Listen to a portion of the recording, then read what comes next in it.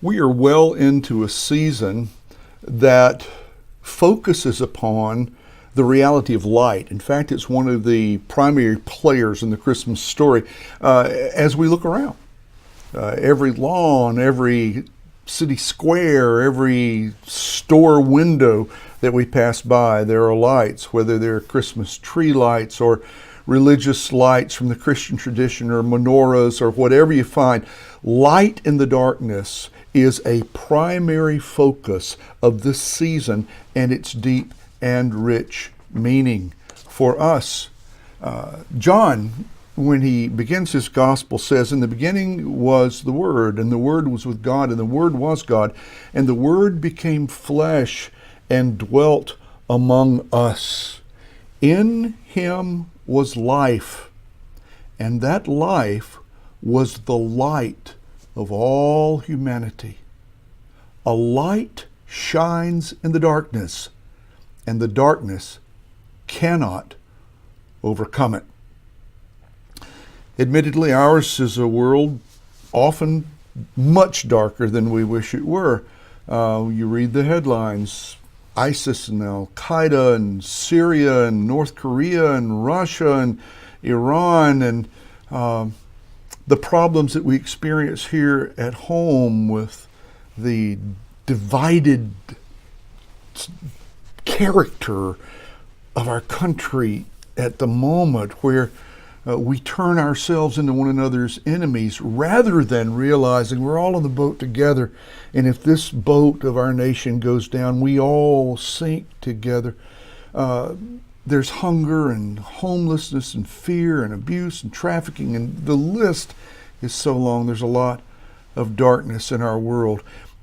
And yet in this season, we're reminded that a light shines in the darkness, and the darkness doesn't have the power to overcome it. That light comes from the source of power that's bigger and stronger and smarter than anything the world can throw its way.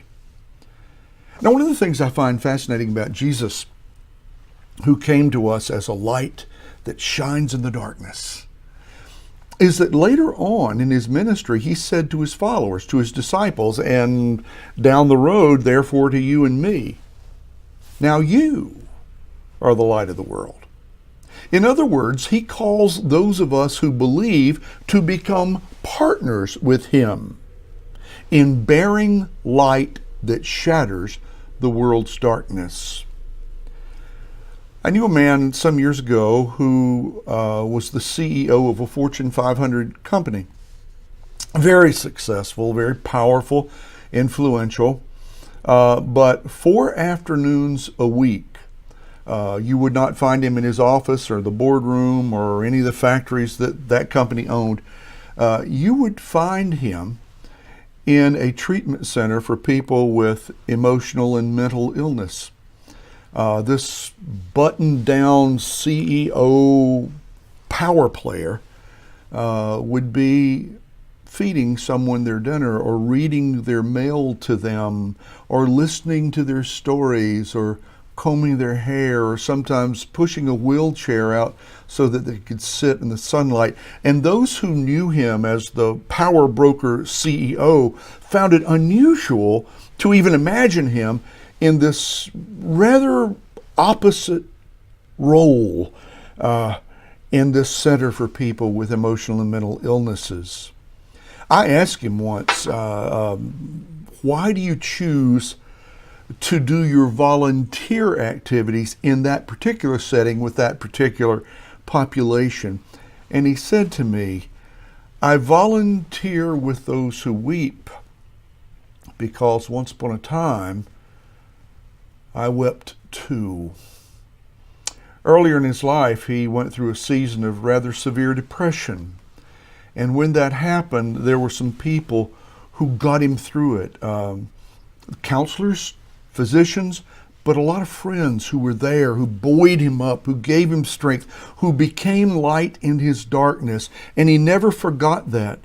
And he always felt that he had to pay it forward, to repay the kindness that was shown to him by being kind to somebody else, by being light in their darkness.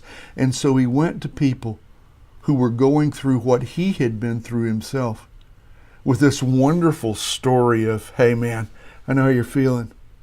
I've been there and I got out. You can too.